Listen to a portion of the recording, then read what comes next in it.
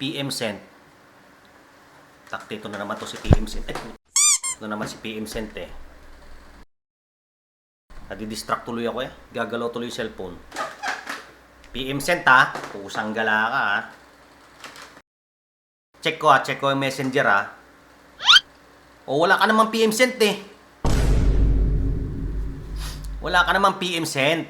May sapak siguro tong ano na to. Lagi ka nalang PM Cent. Sa tagal namin ng pagla-live dito, PM Cent ka. Wala naman PM Cent to. Wala chinek ko yung inbox oh. Di ba walang PM Cent? Ang gala. Sa tagal namin pagla-live, puro ka PM Cent. Ipapakulam na talaga namin kada letra ng comment mo dito.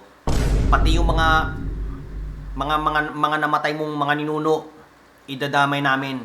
Pati yung ano mo, yung mga kamag-anak mo hindi pa pinapanganak, ipapakulam talaga namin. Kung mawala man tayo sa mundong ito, saan man tayo abutin, sa langit o sa impyerno, papakita ko talaga sa'yo, wala ka talagang PM eh. Gago. Buti pa yung baliw, may imaginary friend. Ikaw, imaginary text. Wala nga oh. Wala oh. Oh, wala oh. Pahirap ka sa... Parang ito yung ano eh, ito yung papadala na sana namin eh, wala nang reply. Nangaasar. Kulang ka sa pagmamahal. Wala nga oh. Wisit. Ito yung ano eh, ito yung tipo ng tao na ano mga abnormal eh. Ito yung sobra pa sa abnormalan eh. Ito yung ano eh, feeling ko napilitan ka lang gawin ng mga magulang mo. Piniem lang yung ano para mabuo ka. Wisit.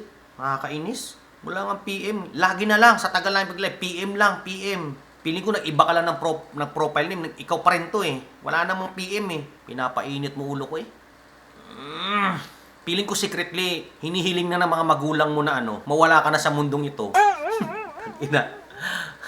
Wala kang kwinta. Puro ka PM, wala kang PM. Hirap na hirap kami sa pagla-live.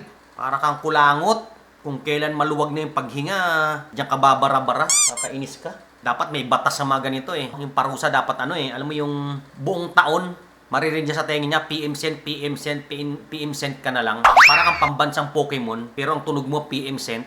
Kakaimbyer na ka. Hirap na hirap kami mag-live dito. Papansin ng